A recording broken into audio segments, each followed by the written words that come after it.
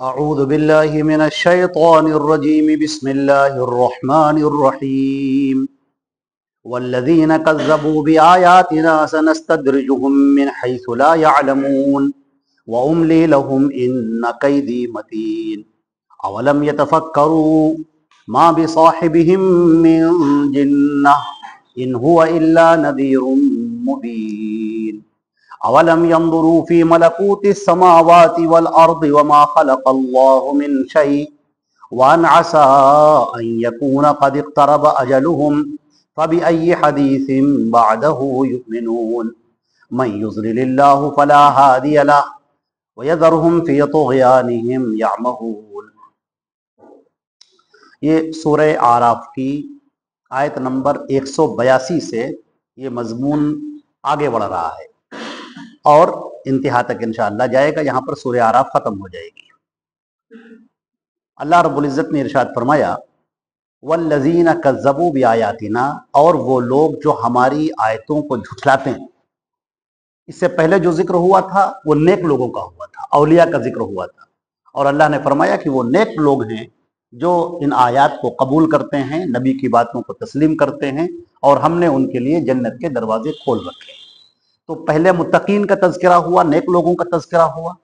اب یہاں پر ایک بات ہے کہ جب اللہ کے نبی صلی اللہ علیہ وسلم دعوت دیتے تھے کفار کو، تو کفار مذاق اڑاتے تھے، ٹھٹھا اڑاتے تھے، اور کہتے تھے کہ تم یہ بتاؤ تمہارے اوپر ایمان لانے والے ہیں کون لوگ؟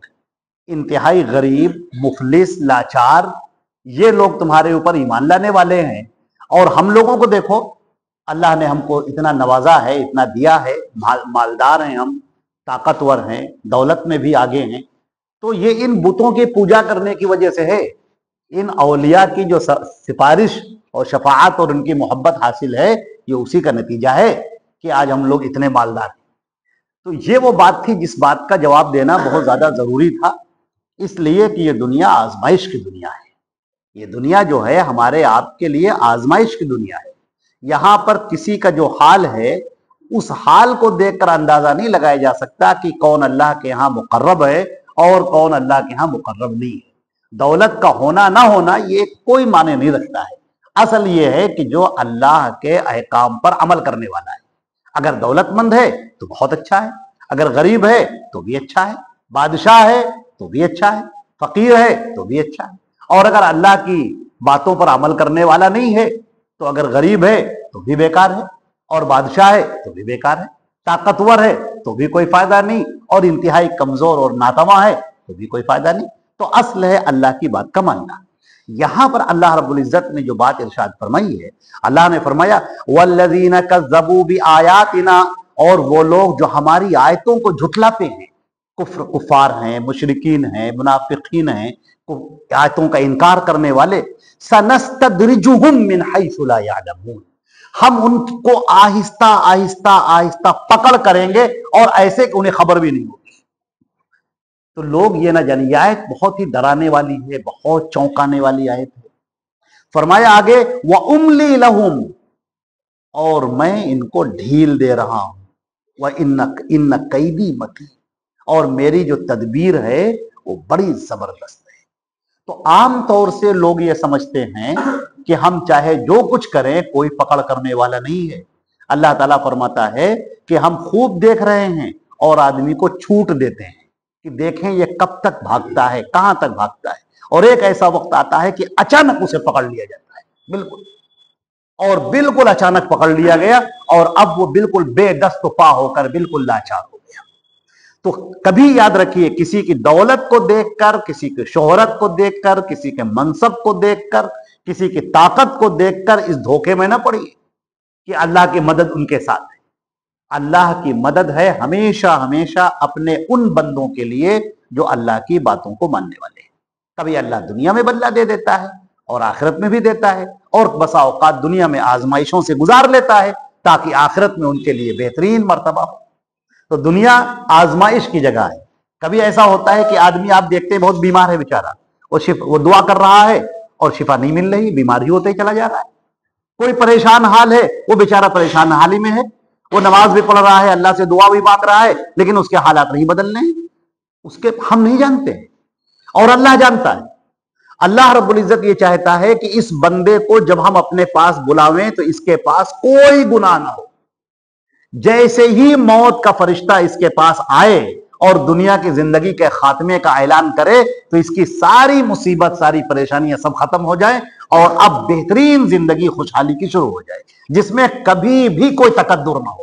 ایسا نہیں کہ اب تھوڑے آرام میں ہوئے پھر میدان محشر میں پہنچے، معلوم ہوا کہ لوگوں کے گناہ، کسی کو چوری کی، کسی پر اتہام لگایا، کسی کی غیبت کی، کسی کو برائی میں مبتلا کیا، اور ان سب کے بدلے میں یہ کہا جائے کہ اس کو اتنے سال جہنم میں رہنا ہوگا، پھر جنت میں جائے گا لیکن اتنے سال جہنم میں رہنا ہوگا. تو جہنم میں تھوڑی دیر کے لیے رہنا بھی بہت معنی رکھتا ہے، بہت زیادہ ہے، دردناک عذاب ہے وہاں کا. تو اللہ چاہتا ہے کہ بدن پر کوئی بھی گناہ باقی نہ رہے. تو بسا اوقات وہ تکلیفوں میں، مشقتوں میں، پریشانیوں میں مبتلا کر دیتا ہے اور آدمی یہ سمجھتا ہے کہ نہیں ہماری تو دعا قبول نہیں ہو رہی. اللہ دعا قبول کر رہا ہے، آپ کی بہت قبول کر رہا ہے اور آپ کے لیے جنت کے اعلیٰ مراتب تیار ہو رہے ہیں. پہلے نیچے کا درجہ تھا لیکن آپ کے صبر کی وجہ سے اللہ رب العزت نے ان مرتبوں کو اور بڑھا دیا اور یہ مرتبے بڑھتے ہی چلے جا رہے ہیں. جب تک آپ تکلیف میں ہیں تو جیسے موٹر اس کے اوپر بیٹھتے ہوں گے، کبھی کسی کار کے اوپر بیٹھ گئے جو ہائر کی گئی ہو تو اس کا میٹر چلتا رہتا ہے. اگر آپ کہیں پر رک بھی جاتے ہیں کوئی سامان خریدنے کے لیے تو میٹر اس کا چلتا رہتا ہے. تو اسی طریقے سے جب وہ پریشانی آ گئی، وہ جب تک پریشانی ہے وہ نیکیوں کا میٹر چل رہا ہے، آپ کی نیکیاں بڑھتی جا رہی. آپ سو رہے ہیں، جاگ رہے ہیں، بیدار ہیں، وہ آپ کا نیکیوں کا میٹر چلتا جا رہا ہے، آپ کے درجات بلند ہوتے چلے جا رہے ہیں. آدمی اس بات کو سمجھتا نہیں ہے اور فوراً جلد باز واقع ہوا ہے. انسان بہت جلد باز ہے، وہ چاہتا ہے کہ ادھر ہم دعا کریں اور ادھر قبول ہو جائے. وہ نہیں جانتا ہے کہ اللہ رب العزت ہمارے ساتھ بہت زیادہ مہربان ہے. وہ جو ہمارے لیے کرتا ہے وہ زیادہ بہتر ہے اور زیادہ عمدہ ہے. اس کا پتہ اس وقت چلے گا جب ہم میدان محشر میں اللہ کے سامنے پہنچیں گے. فرمایا اللہ رب العزت نے کہ کیا یہ لوگ اولم یتفکروا، کیا یہ لوگ غور نہیں کرتے ہیں، اپنے سوچتے نہیں ہیں دماغ سے.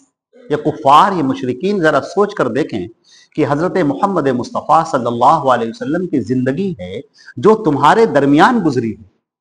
آپ ان کی سیرت پڑھیے، ان کی زندگی پڑھیے، تمہارے درمیان زندگی گزری. انتہائی ایماندار، انتہائی سچے، کبھی کسی کو نہ دھوکہ دینے والے، نہ جھوٹ بولنے والے. جب تجارت کی تو اس کا چرچا پورے عرب میں ہو گیا کہ اتنی ایمانداری سے تجارت کرنے والے، اتنی سچائی کے ساتھ بیع و شراء کرنے والے، جن کی زبان کبھی گندگی سے آلودہ نہیں ہوئی، ہمیشہ لوگوں کے کام آنے والے، حکمت کی باتیں اب کر رہے ہیں، ایسی باتیں جس کا کسی انسان کے پاس کوئی جواب نہیں، اعلیٰ درجے کی دانشمندانہ باتیں. تو کیسے ممکن ہے کہ تم ایسے شخص کو اپنی زبان سے کہو کہ یہ مجنون ہے؟ تم کیسے کہہ سکتے ہو کہ یہ کوئی ان کو سکھا جاتا ہے؟ تم کیسے کہہ سکتے ہو کہ یہ اپنی طرف سے گڑ کے باتیں کر رہے ہیں؟ جو انسان کبھی انسان کے اوپر جھوٹ نہ بولتا ہو وہ اللہ کے اوپر کیسے جھوٹ بولے گا؟ پوری جوانی جس نے گزار دی نیکی اور طہارت میں، اور اب جب اس کی عمر بڑھاپے کی طرف مائل ہے تو کیا اب وہ جھوٹ بولے گا؟ اب وہ غلط کاری کرے گا؟ سوچ کر دیکھو ذرا سا پہلے. اولم یتفکروا، کیا یہ لوگ غور نہیں کرتے ہیں اس بات پر؟ ان کو غور نہیں کرتے ہیں کیا؟ ما بصاحبکم من جنہ، ما بصاحبہم من جنہ، جو تمہارے ساتھی ہیں، جو تمہارے دوست ہیں، یعنی محمد صلی اللہ علیہ وسلم، انہیں کوئی جنون لاحق نہیں ہے. ان هو الا نذیر مبین، یہ تو کھلم کھلا ڈرانے والے ہیں، یہ تو تمہیں آئندہ آنے والی زندگی سے باخبر کر رہے ہیں. وہ تو یہ بھی نہیں کہتے کہ ہمیں لا کے کچھ دو. تم اپنے مہنتوں کو دیکھو، اپنے پروہتوں کو دیکھو، جو بیٹھے ہوئے ہیں تم سے پیسہ لیتے ہیں، وہ تو ہر وقت تم سے پیسوں کا مطالبہ کرتے رہتے ہیں. نبی تو کہتے ہیں کہ ان اجریہ الا علی اللہ رب العالمین، مجھے تم سے کچھ بھی نہیں چاہیے، میں تو تم کو صرف آئندہ آنے والی زندگی کے بارے میں خبردار کر رہا ہوں. بس اللہ نے میرے اوپر پیغام اتارا ہے، میں وہ پیغام تم تک پہنچا رہا ہوں. اب یہ ماننا نہ ماننا تمہارا کام ہے.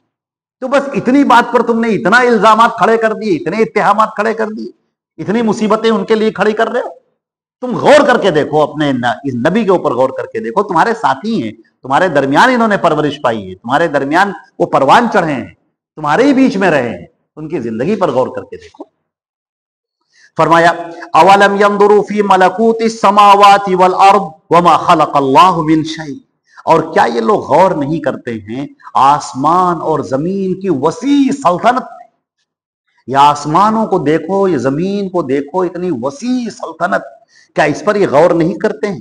وَأَنْ عَسَىٰ أَن يَكُونَ قَدِ اقْتَرَبَ أَجَلُهُمْ، اور کیا اس بات پر یہ غور نہیں کرتے ہیں کہ شاید ان کی موت کا وقت بالکل قریب آ گیا؟ فَبِأَيِّ حَدِيثٍ بَعْدَهُ يُؤْمِنُونَ، تو اب اس بات کے بعد وہ کس بات پر ایمان لائیں گے؟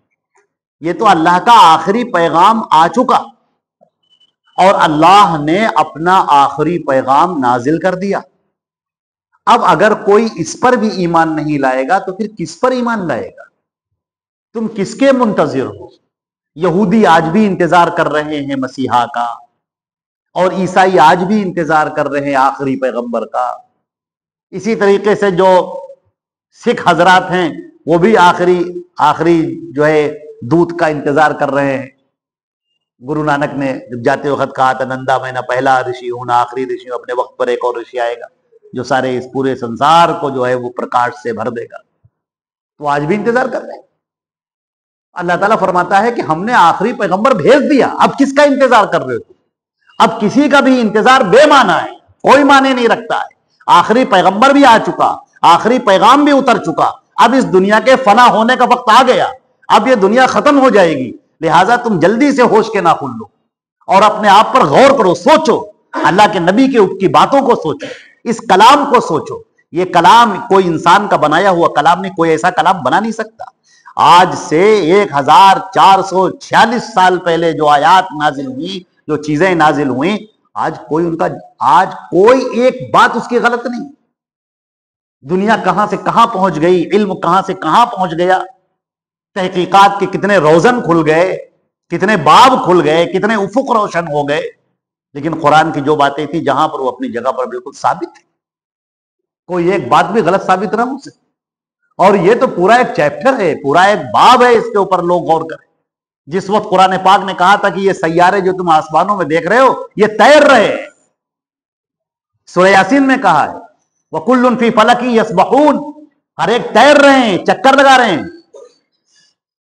یہ اس وقت کہا تھا جس وقت سائنس بالکل پوری یورپ اندھیرے میں ڈوبا ہوا، پوری دنیا اندھیرے میں ڈوبی ہوئی، نہ چاند کو لوگ جانتے تھے، نہ سورج کو جانتے تھے، نہ ستاروں کو جانتے تھے، نہ سمندروں کو انہوں نے جانا تھا، کچھ نہیں جانتے تھے۔ اس وقت اللہ رب العزت نے ایسی حقیقتیں بیان کی، اور جس وقت اللہ رب العزت نے یہ بیان کیا لَلشَّمْسِ يَنبَغِي لَهَا أَن تُدْرِكَ الْقَمَرَ وَلَا اللَّيْلُ سَابِقُ النَّهَارِ، کہ آپ یہ دیکھیں کہ یہ سورج ہے، یہ چاند ہے، سب اپنے اپنے مدار پہ گھوم رہے ہیں اور کوئی ایک دوسرے سے ٹکراتا نہیں، کوئی ایسا نہیں، مجال نہیں کہ اس کے ایک ذرہ برابر وہ اس کے آگے نکل جائے یا اس سے پہلے ہو جائے، سب اپنے ایک لگی بندھی گردش کے تحت ایک چکر لگا رہے ہیں۔ بس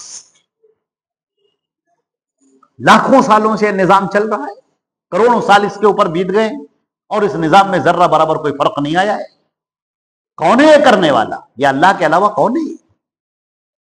چنانچہ فرمایا کہ اب بات یہ ہے مَن یضلل اللہ فلا ہادی لہ، اللہ جسے گمراہ کر دے پھر اسے کوئی ہدایت دینے والا نہیں۔ یہاں پر یہ بات اچھی طرح سے سمجھ لیجیے کہ اللہ رب العزت نے اس سورہ کے شروع میں اور بھی کئی جگہ پر ہدایت کے اصول بیان کیے تھے، اور یہ بیان کیا تھا کہ ہدایت ہم اس کو دیتے ہیں جو ہدایت لینا چاہتا ہے۔ اور اگر کسی کے سامنے تم آیات پڑھ کر سنا رہے ہو اور وہ اپنے کانوں کو بند کر لے، اپنے چہرے کو پھیر لے، منہ پھیر کر بھاگ جائے، تو تم بتاؤ جو آدمی تمہاری باتوں کو سنے گا نہیں تو کیسے وہ ایمان لائے گا، کیسے سمجھے گا وہ؟ اور پھر بعد میں کہتے ہو کہ نہیں ہمیں ہدایت نہیں ملتی۔ ارے تمہیں ہدایت کیسے ملے گی؟ اللہ رب العزت نے تمہارے لیے پیغمبر اتار دیا، اب اس پیغمبر کی بات کو سننے کے لیے تیار نہیں۔ اللہ نے قرآن پاک کو اتار دیا، اس قرآن پاک کو سمجھنے کے لیے تم تیار نہیں، اس کو سننے کے لیے تیار نہیں، تو ہدایت کیسے ملے گی تمہیں؟ کچھ اصول ہوتے ہیں، کچھ قاعدے ہوتے ہیں، جو ان اصولوں پر آ ہی نہیں رہا ہے تو وہ کیوں پھر اپنے آپ پر ہی ملامت کرے؟ پھر وہ اللہ سے نہ کہے کہ پروردگار ہم تو گمراہ ہو گئے۔ گمراہی کا راستہ تو تم نے خود چنا ہے۔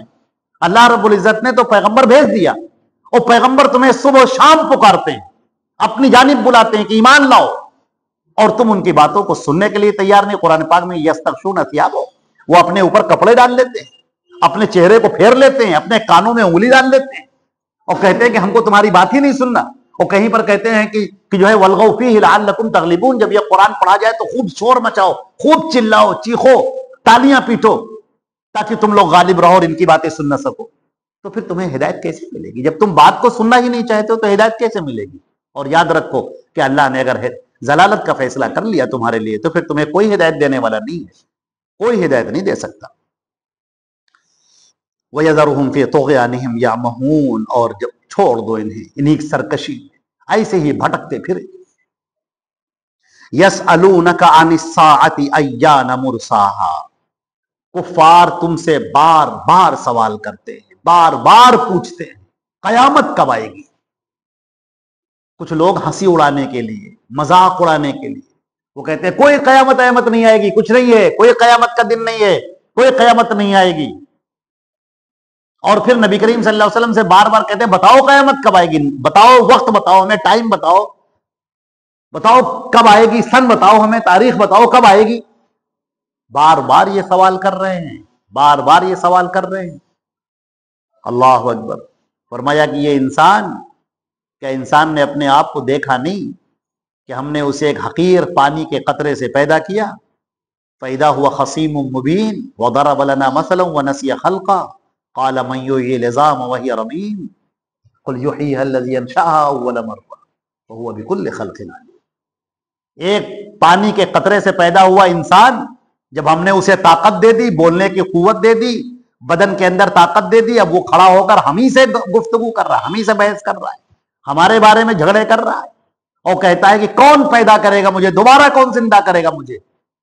اے نبی آپ یہ بتا دیجئے اس سے کہیے جس نے تم کو اس وقت پیدا کیا تھا جب تم کچھ نہ تھے، تمہارا کہیں کوئی ذکر ہی نہیں تھا، اس وقت ہم نے تم کو پیدا کیا. پانی کا ایک قطرہ تھا، اس پانی کے قطرے کے اوپر خوبصورت سا چہرہ ہم نے چڑھایا، دل اور جگر ہم نے پیدا کیے، سانسیں ہم نے پیدا کی، پھر تم کو ہم نے طاقت بخشی، تم دھیرے دھیرے بڑے ہوتے چلے گئے، توانائی دینے والے ہم ہیں، اور اب تم ہمارے ہی بارے میں جھگڑا کر رہے ہو کہ تم کو دوبارہ کون پیدا کرے گا؟ دوبارہ کیا ہم تمہیں پیدا نہیں کر سکتے؟ پھر اللہ نے فرمایا کہ انما امرہ اذا اراد شیئا ان یقول له کن فیکون، کہ اللہ کا تو معاملہ یہ ہے کہ جب بھی کسی چیز کو پیدا کرنا چاہتا ہے وہ کہتا ہے ہو جا، اور وہ چیز ہو جاتی. فرمایا یسألونک عن الساعة ایان مرساها، لوگ آپ سے سوال کرتے ہیں قیامت کے بارے میں کہ کب آئے گی. قل اے نبی آپ یہ کہہ دیجئے انما علمها عند ربی، قیامت کا علم صرف اللہ کو ہے، اس کے علاوہ کسی کو یہ علم نہیں دیا گیا، کسی فرشتے کو بھی یہ علم نہیں دیا گیا، کسی نبی کو بھی یہ علم نہیں دیا گیا، کسی کو قیامت کا علم نہیں دیا گیا. حدیث شریف میں آتا ہے کہ جو اسرافیل فرشتے ہیں جو سور پھونکنے کے لیے اپنے منہ میں لگائے بیٹھے ہیں، دو زانو بیٹھے ہیں اور سور اپنے منہ میں لگائے ہوئے ہیں، اور کان ان کے اللہ کی طرف کھڑے ہیں بالکل سننے کے لیے کہ اللہ کا حکم ہو اور ہم فوراً پھونک دیں. وہ فرشتہ تیار ہے بالکل سور پھونکنے کے لیے. قرآن پاک نے کہا ہے وَيَرَوْنَهُ بَعِيدًا وَنَرَاهُ قَرِيبًا، لوگ قیامت کو بہت دور سمجھ رہے ہیں، نہیں، قیامت بہت قریب ہے، بہت قریب ہے قیامت. اللہ نے فرمایا کہ اے نبی آپ کہہ دیجئے کہ اس کا علم میرے رب کے پاس ہے. لا یجلیہا لوقتہا الا ہو، اپنے وقت پر اس کے علاوہ کوئی ظاہر نہیں کرے گا، وہ قیامت اللہ لے کر آئے گا. ثقلت فی السماوات والارض، آسمان اور زمین کے لیے بہت بڑا واقعہ ہوگا وہ. لا تاتیکم الا بغتہ، اچانک قیامت آ جائے گی، اچانک آ جائے گی.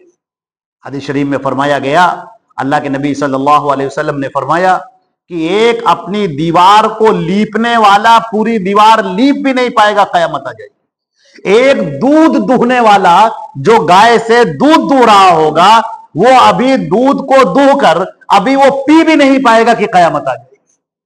یہاں تک کہ ایک آدمی نے کھانے کے لیے لقمہ اٹھایا ہوگا، اپنے پلیٹ سے لقمہ اٹھایا ہوگا، فلا یبلغ الی فیہ، اور وہ لقمہ بھی اس کے منہ تک نہیں پہنچے گا کہ قیامت آ جائے گی. اس طرح سے آئے گی قیامت، بغتتاً، اچانک قیامت آ جائے گی، اور اچانک وہ قیامت آ کر بالکل پکڑ لے گی انسان کو. فرمایا یسألونک کأنک حفی عنہا، یہ لوگ آپ سے تو ایسے سوال کرتے ہیں جیسے کہ آپ اسی کے پیچھے لگے ہوئے ہیں، اسی کی جستجو میں لگے ہوئے ہیں کہ قیامت کب آئے گی. قل انما علمها عند اللہ، اے نبی آپ یہ کہہ دیجئے کہ قیامت کا علم صرف اللہ کے پاس ہے. مگر اکثر لوگ اس بات کو سمجھتے نہیں ہیں. फजूल चीजों के पीछे पड़े रहते हैं, फालतू चीजों के सवालात करते रहते हैं, लेकिन जिन चीजों के ऊपर उन्हें गौर करना चाहिए उन चीजों पर गौर नहीं करते।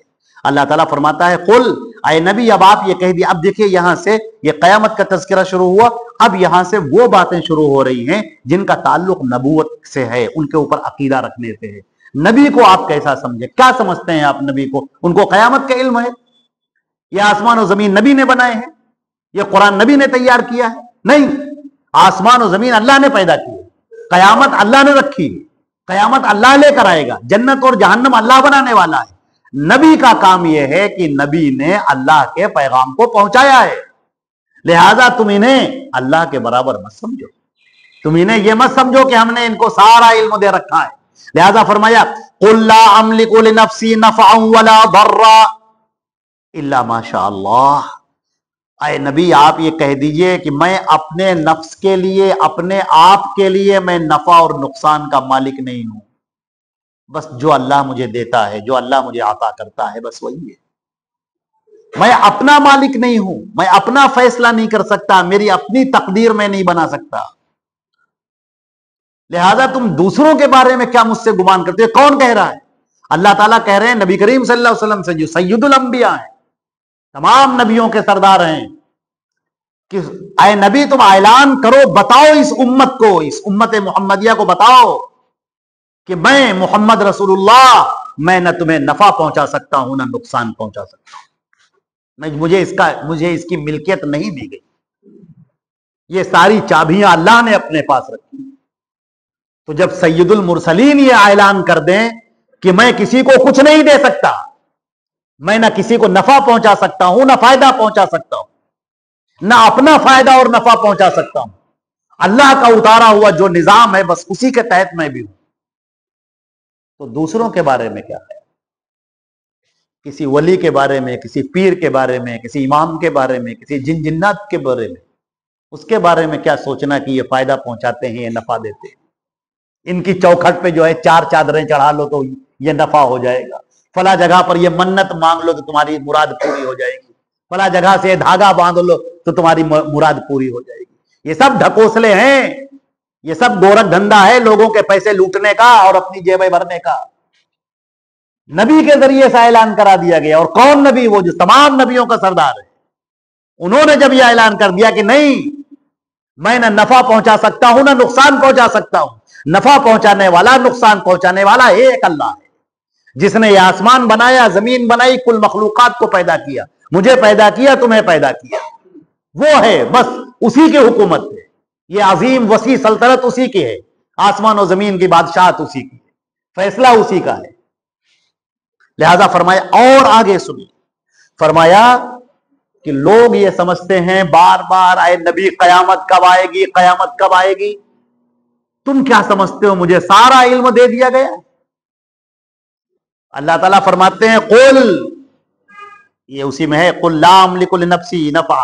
आए नबी आप ये कहिए, लोगों को बताइए, इसका ऐलान हो जाना चाहिए कि मैं अपने नफ्स के लिए न नफा और नुकसान का मालिक नहीं हूं, सिवाय ये कि जो अल्लाह चाहे। वलो कुन्तु आलमुल गैब लस्तक्सरतु मिनल खैर, और अगर मैं इल्म गैब रखता तो मैं खुद नेकियां ना कर लेता, खुद अच्छाइयां ना इकट्ठा कर लेता। अगर मुझे फ्यूचर देखना मालूम होता कि मुस्तकबिल में क्या होने वाला है। अल्लाह के नबी सल्लल्लाहु अलैहि वसल्लम उहद के मैदान में आपके खौद की कड़ियां आपके दांतों में धंस जाती हैं, आपके दांत शहीद होते हैं, आपका होंठ फट जाता है, घोड़े से आप गिरते हैं, आपकी टांग में जख्म आता है, चोट लगती है, 1 महीना तक आप उतर नहीं पाते। अल्लाह के नबी सल्लल्लाहु अलैहि वसल्लम के सामने कुछ कबीले के लोग आते हैं और कहते हैं कि हम लोग ईमान लाए हैं, हमारे साथ में कुछ लोगों को भेज दीजिए जो हमको कुरान सिखा दें, इस्लाम सिखा दें, नमाज रोजा सिखा दें। आप अपने सहाबा इकराम में से 70 ऐसे सहाबा चुनते हैं जो टॉप के थे, सीधा बेहतरीन टॉप के सहाबा, और उनके हवाले कर देते हैं आप कि जाओ उस पूरे इलाके में फैलाओ इस दावत के काम को और कुरान सिखाओ लोगों को, क्योंकि ये सबसे सीखे हुए सब हुफाज थे सब। और ये लोग उनको लेकर जाते हैं और उसके बाद धोखे से चारों, तो पहले से लोग बैठे हुए थे वहां पर, पहले से लोग सब तैयार कर रखे थे, وہ اچانک پہاڑیوں سے سب نکل کے آ جاتے ہیں اور ان کو گھیر لیتے ہیں، اور انہی لوگوں نے ان کے ہاتھ باندھے، ان کے پیر باندھے۔ یہ جو آئے تھے کہنے کے لیے، انہی لوگوں نے ان کے ہاتھ اور پیر باندھے، اور ہاتھ پیر باندھنے کے بعد سب کو بری طرح سے شہید کیا گیا، سب کو قتل کر دیا گیا۔ صرف ایک صحابی ہیں خباب رضی اللہ تعالیٰ، حضرت خبیب بن عدی، خبیب رضی اللہ تعالیٰ، ان کو چھوڑا، اور ان کو چھوڑا نہیں بلکہ مکے کے ایک سردار نے کہا تھا کہ ہم اس کو خریدیں گے، کیونکہ انہوں نے جنگ میں ہمارے بھائی کو قتل کیا تھا، اب ہم ان کو قتل کریں گے بدلے میں، تو اس لیے ان کو چھوڑا، اور چھوڑا بھی نہیں، ان کو قید کر کے مشکیں باندھ کے ان کے یہاں سے لے کر گئے، اور جب پھانسی پر چڑھانے لگے تو انہوں نے کہا کہ مجھے اجازت دو کہ میں 2 رکعت نماز پڑھوں۔ انہوں نے کہا ٹھیک ہے پڑھ لو۔ 2 رکعت نماز پڑھی، نماز پڑھنے کے بعد کہنے لگے کہ مجھے اگر یہ ڈر نہ ہوتا کہ تم لوگ کہو گے کہ موت کے ڈر سے لمبی نماز کر رہا ہے یہ، تو میں ابھی اور لمبی نماز پڑھتا، اپنے رب سے اور دعا کرتا۔ اس کے بعد جب وہ پھانسی پر چڑھنے لگے تو انہوں نے شعر پڑھے ہیں، وَلَسْتُ بَالِحِينَ أُقْتَلُ مُسْلِمًا عَلَىٰ أَيِّ جَبٍّ كَانَ فِي اللَّهِ مَسْرَعِي وَذَلِكَ فِي ذَاتِ الْإِلَٰهِ وَإِن يَشَاء يُبَارِكْ عَلَىٰ أَوْصَالِ شِلْبٍ مُمَزَّعٍ۔ جس کا ترجمہ خلاصہ اس کا یہ ہے کہ جب میں اللہ کی راہ میں قتل کیا جا رہا ہوں تو مجھے کوئی پرواہ نہیں کہ میں دائنی طرف گرتا ہوں کہ بائیں طرف گرتا ہوں، میرے ٹکڑے ٹکڑے کر دیے جاتے ہیں تو بھی مجھے کوئی پرواہ نہیں، اللہ میرے ایک ایک ٹکڑے کی قدر کرے گا اور ہر ایک کو برکت سے بھر دے گا۔ اس کے بعد انہوں نے کہا اے میرے رب، اے میرے اللہ، میری اس حال کی خبر اور میرے ساتھیوں کے ساتھ جو ہوا ہے اس کی خبر تو اللہ کے نبی کو دے دے، اے اللہ اپنے نبی کو یہ خبر پہنچا دے۔ ادھر ان کے الفاظ نکلے تھے، ادھر حضرت جبریل علیہ السلام اللہ کے نبی کے پاس میں آتے ہیں اور یہ پورا واقعہ بیان کرتے ہیں۔ اس واقعے کو سن کر جیسے ہی پورا واقعہ، اللہ کے نبی بیٹھے ہوئے تھے، کھڑے ہو گئے اور کہنے لگے اے اللہ تو لعنت کر رہا ہے، اللہ تو لعنت کر ان قبیلے والوں پر۔ 1 مہینے تک 5 نمازوں میں اللہ کے نبی صلی اللہ علیہ وسلم نے نام لے لے کر باقاعدہ لعنت کی ہے 1 مہینے تک۔ اسے قنوت نازلہ کہا جاتا ہے۔ لگاتار نبی کریم صلی اللہ علیہ وسلم نے لعنت کی۔ اگر آپ کو غیب کا علم ہوتا تو ان صحابہ کرام کو آپ بھیجتے وہاں پر کہ نہیں تم جاؤ اور جا کر وہاں پر شہید ہو جاؤ، ایسا ہو سکتا تھا؟ حضرت ام المومنین حضرت عائشہ رضی اللہ تعالیٰ عنہ کا ہار کھو گیا، اور کافروں نے، منافقین نے نہ معلوم حضرت عائشہ پر کیا کیا تہمتیں لگا ڈالی، زنا کی تہمت لگا ڈالی، نعوذ باللہ من ذالک۔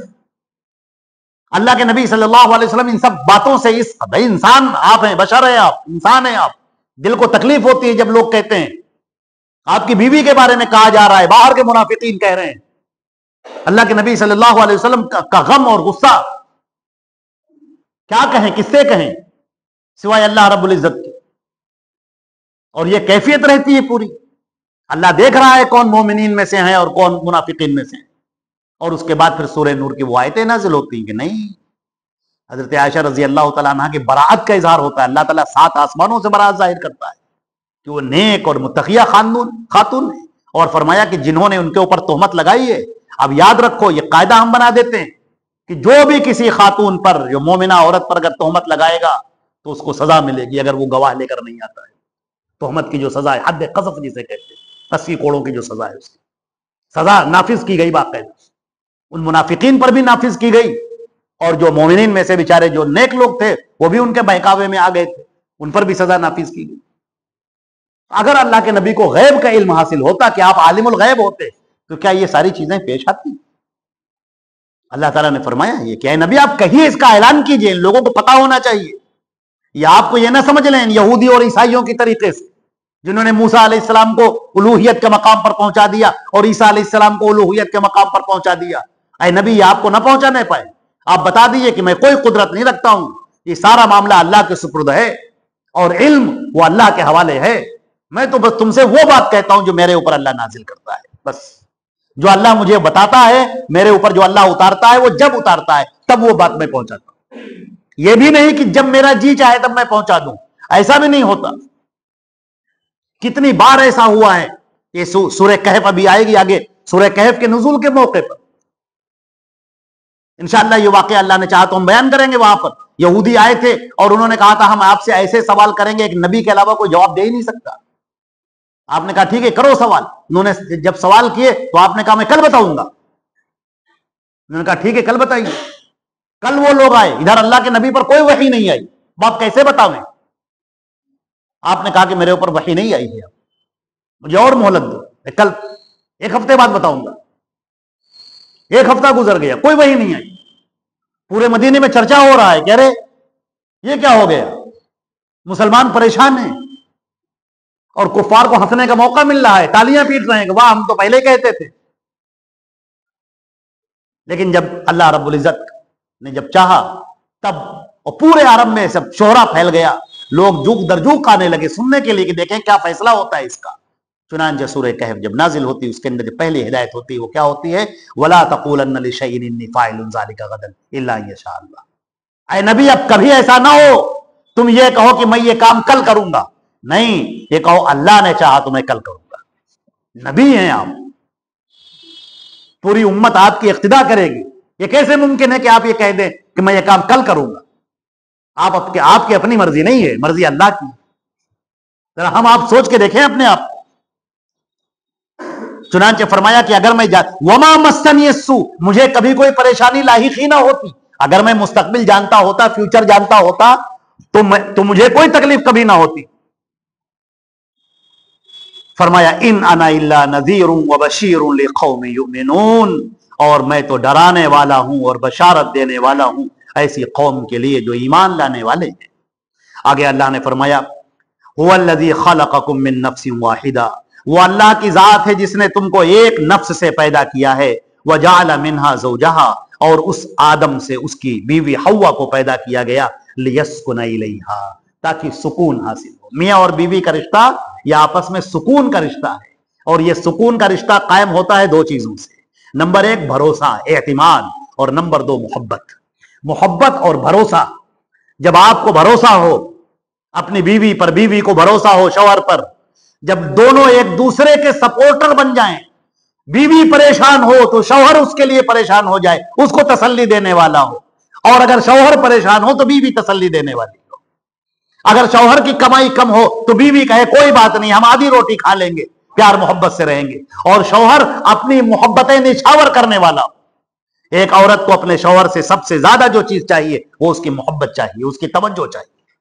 عزیزان محترم یاد رکھیں, یہ دو چیزیں ایسی ہیں جو ہماری زندگی کو, شوہر اور بیوی کی زندگی کو شاندار بناتی ہیں. شوہر کی جانب سے بے انتہا محبت اور بھروسہ, اور بیوی کی جانب سے بے انتہا محبت اور بھروسہ. یہ دو چیزیں جب ہوتی ہیں تو زندگی انتہائی پرسکون ہو جاتی ہے. اور جب دلوں کے اندر چور بیٹھا ہو تو پھر زندگی اجیرن ہو جاتی ہے. پھر شیطان وسوسے ڈالتا ہے, اور شیطان تو چاہتا ہی ہے کہ شوہر بیوی سے اور بیوی شوہر سے دور ہو جائے. لہذا وہ اس کے کان میں کچھ پھونکتا ہے, وہ اس کے کان میں کچھ پھونکتا ہے, تاکہ دونوں ایک دوسرے سے دور ہو جائیں. اور کچھ ہم بھی کشیدہ ہیں, کچھ وہ بھی کشیدہ ہیں, اور بیچ میں یاروں نے کچھ اس کو ہوا دی. جب معاملات آپس میں طے کرنے کے بجائے ایک دوسرے سے ڈسکس ہونے لگتے ہیں, کوئی دوسرے سے بیان کر رہا ہے, وہ دوسرے سے بیان کر رہا ہے, پھر وہ کچھ اور مشورہ دیتے ہیں, پھر وہ کچھ اور مشورہ دیتے ہیں, اور جن کا آپس کا معاملہ ہے وہ حل کرتے ہی نہیں بیٹھ کے. ہمیشہ شوہر کو بیوی سے شکایت ہو فوراً اس کو کہنا چاہیے, بیوی کو شوہر سے شکایت ہو اس سے کہنا چاہیے, آپس میں مسئلے کو حل کر لینا چاہیے. اور اس میں سب سے بڑی بات, دو چیزیں میں نے عرض کی ہیں, ان دو چیزوں کو اگر مضبوطی سے تھام لیا جائے. پہلی بات یہ ہے کہ ایک دوسرے پر بھروسہ اور اعتبار, اور دوسری بات محبت. محبت جو انسان کے دل میں ہے اپنی بیوی کے لیے, بیوی کے دل میں ہے محبت اپنے شوہر کے لیے, نہیں, اس کا اظہار ہونا چاہیے.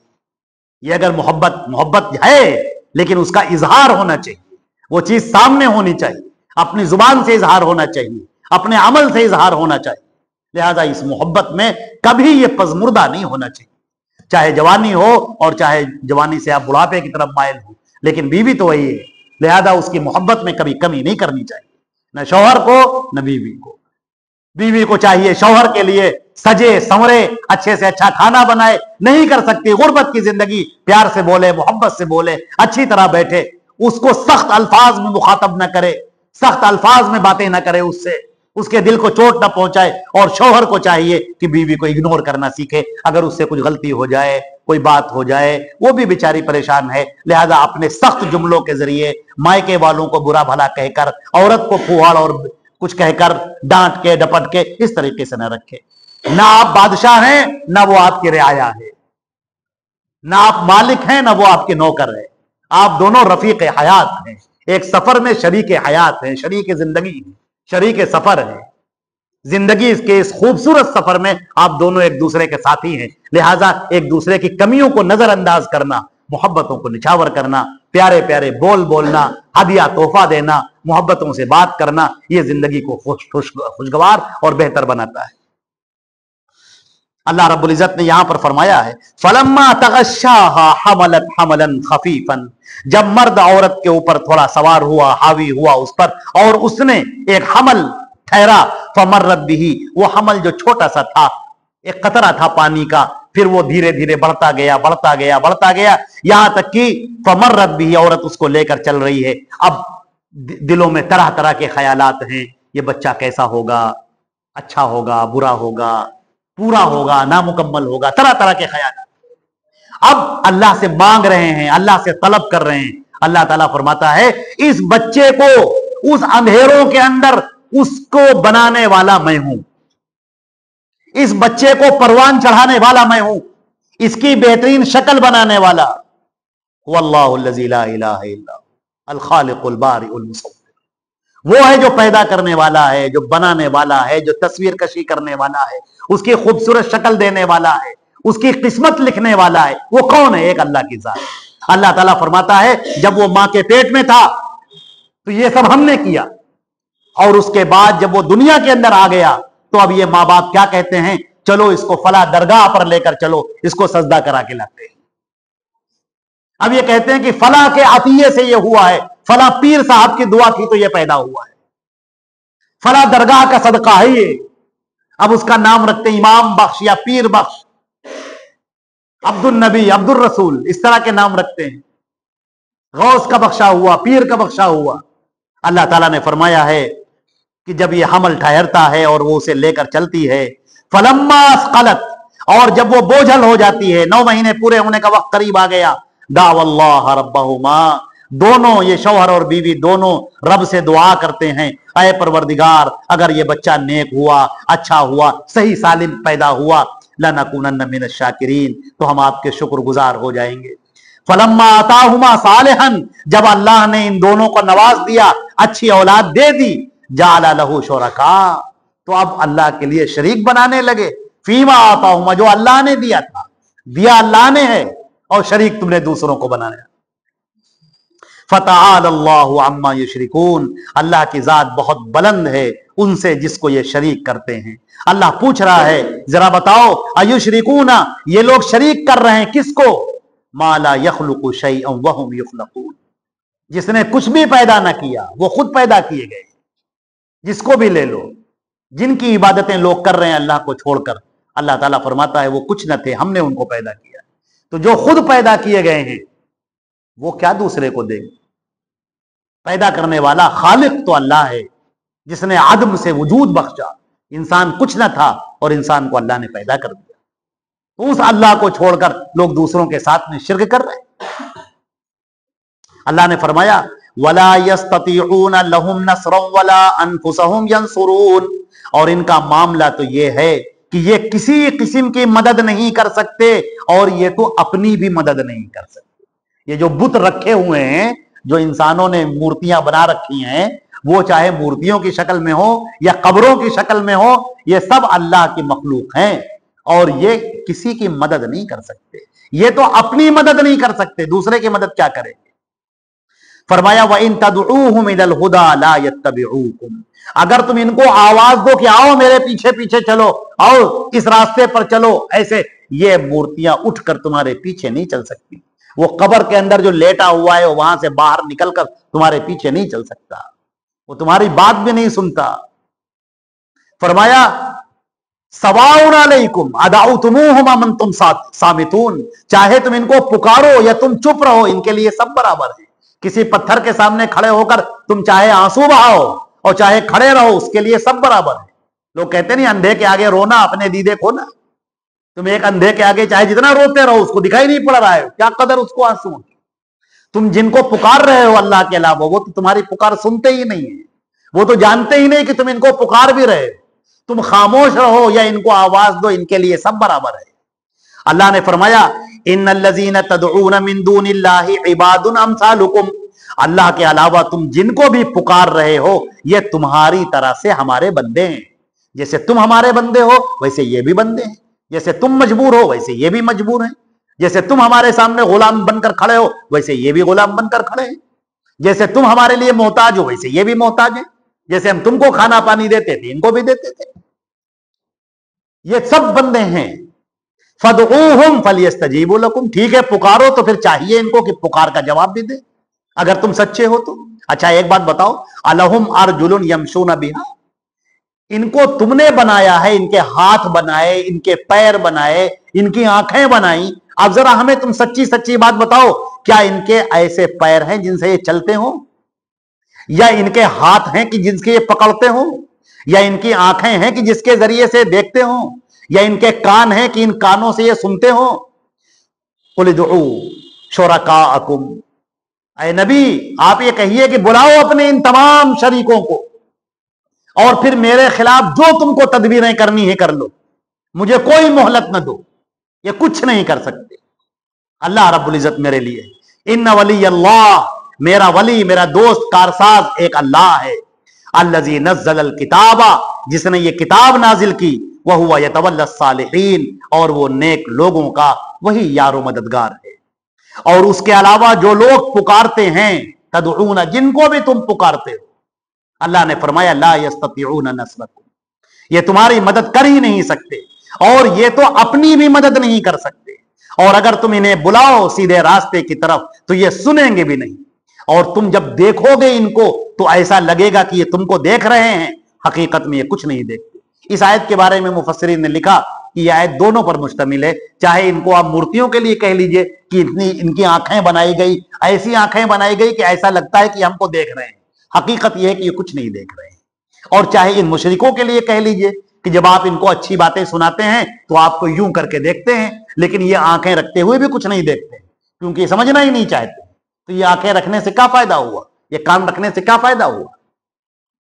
अल्लाह ने फरमाया खुज़िल अफ़्वा, आप माफी को इख्तियार कीजिए, नेकियों का हुक्म दीजिए, जाहिलों से एराज कीजिए। दावत की लाइन में ये तीनों चीजें बहुत अहम है। पहली बात, अपने दिल को कुशादा रखना, बड़ा रखना। जरा जरा सी बात पर गुस्सा हो जाना, जरा जरा सी बात पर गजबनाक हो जाना, सेंटी हो जाना, टची होना, ये ठीक नहीं है। कोई आदमी आपको जरा सी बात कह दे, आप अलफ हो गए, बिल्कुल आप तैश में आ गए, ये ठीक।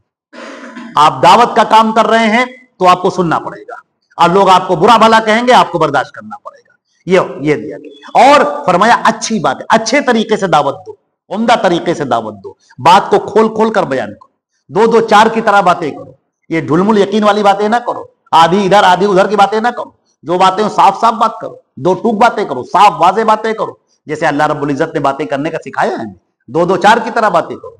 और कोई तुम्हें तकलीफ दे तो उस पर सब्र करो, और कोई जिहालत पर उतर आए तो खामोशी इख्तियार करो, आगे बढ़कर उसके साथ वैसी जिहालत ना करो। और फरमाया, और शैतान अगर तुम्हें कचोका लगाए तो अल्लाह की पनाह हासिल करो, क्योंकि अल्लाह सुनने वाला है और जानने वाला है।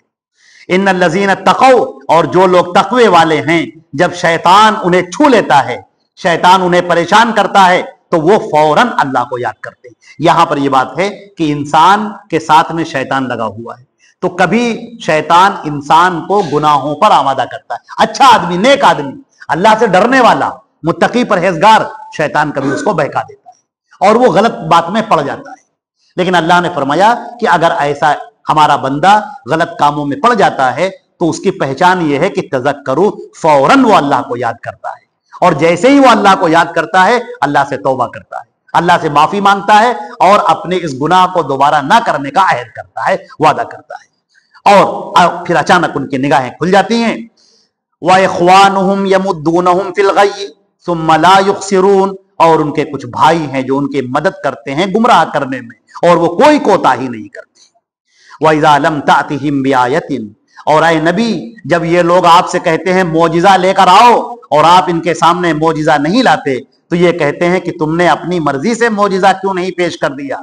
आए नबी आप ये कह दीजिए कि मैं तो वही पैरवी करता हूं जो मेरा रब मेरे ऊपर उतारता है, और ये मेरे रब की जानिब से, तुम्हारे रब की जानिब से ये खुल्लम खुल्ला चीजें हैं, और हिदायत की चीजें हैं, और रहमत की चीजें हैं उन लोगों के लिए जो ईमान लाते हैं। और याद रखो, व इज़ा क़ुरियल क़ुरआनु فاستمعوا لہ، جب قرآن پڑھا جائے تو اس کو سنو اور خاموشی اختیار کرو تاکہ تم پر رحم کیا جائے۔ یہ آیتیں آپ دیکھ رہے ہیں اوپر سے چلی آ رہی ہیں پوری آیتیں، یہ کفار مکے کی آیتیں ہیں، یہ مکے میں نازل ہو رہی ہیں کہ ادھر انہوں نے کہا تھا جب قرآن پڑھا جائے تو خوب شور کرو، تالیاں پیٹو تاکہ تم غالب ہو جاؤ۔ اللہ نے اس کے جواب میں کہا کہ نہیں، جب قرآن پڑھا جائے تو تم سنو اور خاموش رہو تاکہ تم پر رحم کیا جائے۔ اس آیت کو خام خواہ لوگ یہ کہتے ہیں کہ وہ امام کے پیچھے سورہ فاتحہ نہ پڑھیے کیونکہ جب قرآن پڑھا جائے تو سنو، یہ صحیح نہیں ہے، اس لیے کہ اللہ کے نبی نے مدینے میں کہا ہے، کیا کہا؟ لا صلاۃ الا بفاتحۃ الکتاب۔ امام بخاری نے فرمایا کہ یہ آیت متواتر ہے، یہ جو حدیث ہے متواتر ہے، یعنی بکثرت صحابہ سے منقول ہے، ہزاروں کی تعداد میں، سینکڑوں کی تعداد میں صحابہ ہیں، ان سے یہ روایت منقول ہے کہ جب امام کے آپ پیچھے ہوں تو آپ نماز میں سورہ فاتحہ ضرور پڑھیں گے۔ اور یہ آیت، یہ جو مکے کی آیت، اب ظاہر سی بات ہے کہ یہ اس وقت کی آیت نہیں، یہاں پر کفار کے جواب میں کہا جا رہا ہے۔ کفار یہ کہہ رہے ہیں کہ شور کرو، ہنگامہ کرو، قرآن کو نہ سنو۔ اللہ کہہ رہا ہے نہیں، قرآن کو سنو اور تمہارے اوپر رحم کیا جائے اس لیے سنو۔ اگر تم رحم چاہتے ہو، جنت چاہتے ہو تو سنو قرآن پاک کو۔ اس کا یہ مطلب نہیں ہے کہ جب اللہ کے نبی نے فرمایا، نماز کے لیے فرمایا کہ جب تم میں سے کوئی شخص بھی نماز کے لیے کھڑا ہو تو نماز کی ہر رکعت میں اسے سورۃ الفاتحہ پڑھنا ضروری ہوگا۔ اگر تم نے نہیں پڑھا تو یہ نامکمل نماز ہے۔ اس سلسلے میں ہم صرف ایک حدیث سناتے ہیں اور جو ہمیشہ کے لیے ہر آدمی کے، سمجھدار آدمی کے لیے کافی۔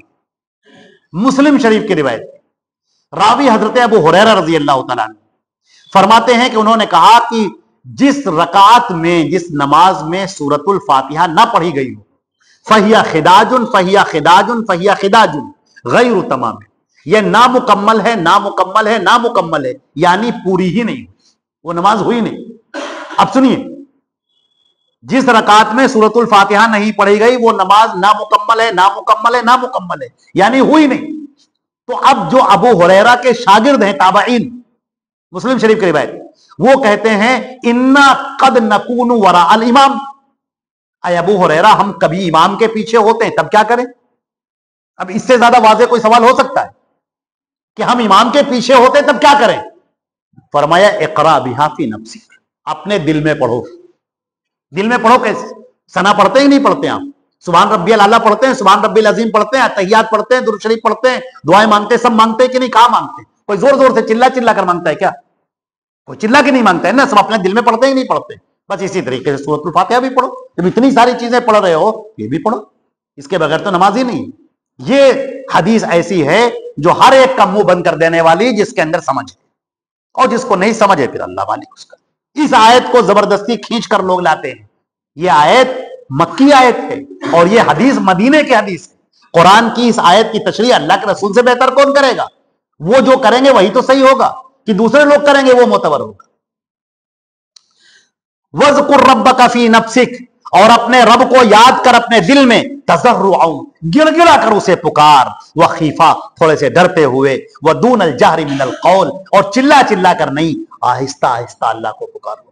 تم اللہ کو جب بھی پکارو گے دل میں، اللہ رب العزت سن رہا ہے، ایک ایک لفظ تمہارا سن رہا ہے، لہذا اللہ کے سامنے گڑ گڑا کر، بےتاب ہو کر پکارو، بے قرار ہو کر پکارو۔ ایک حدیث شریف میں آتا ہے، اللہ کے نبی نے فرمایا ان اللہ لا يقبل دعاء عن قلب لاہن، غافل دل کے دعا اللہ نہیں سنتا ہے۔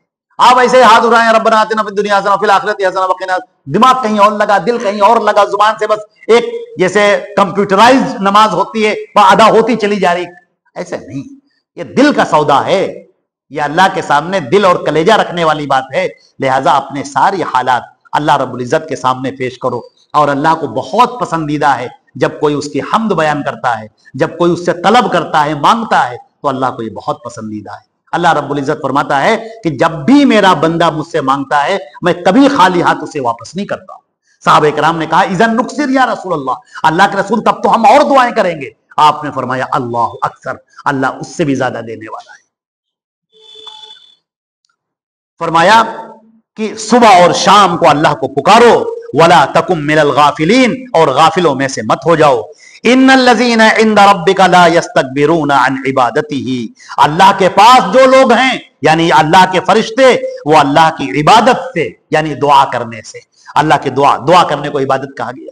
وہ اس کی دعا عبادت کرنے سے کبھی تکبر نہیں کرتے. وَيُسَبِّحُونَهُ اللہ کی تسبیح بیان کرتے ہیں.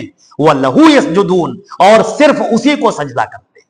وَلَهُ يَسْجُدُونَ لَهُ نہیں کہا گیا, وَلَهُ يَسْجُدُونَ صرف اسی کو سجدہ کرتے ہیں اور کسی کو سجدہ نہیں کرتے. لہذا فرشتوں والی یہ صفات اطاعت فرما برداری کی اپنے اندر پیدا کی جائے. یہ آیت سجدہ ہے. اس آیت سجدہ پر سجدہ کرنا بہت مسنون ہے, سنت ہے, اور اس کا بہت ثواب ہے, لیکن فرض اور لازم اور واجب نہیں ہے. لیکن اگر کوئی سجدہ کرتا ہے تو بہت ثواب ہے. تو یہ سورہ اعراف یہاں سے مکمل ہوتی ہے. اللہ رب العزت ہم کو اور آپ کو عمل کرنے کی توفیق عطا فرمائے. والسلام علیکم ورحمۃ اللہ وبرکاتہ.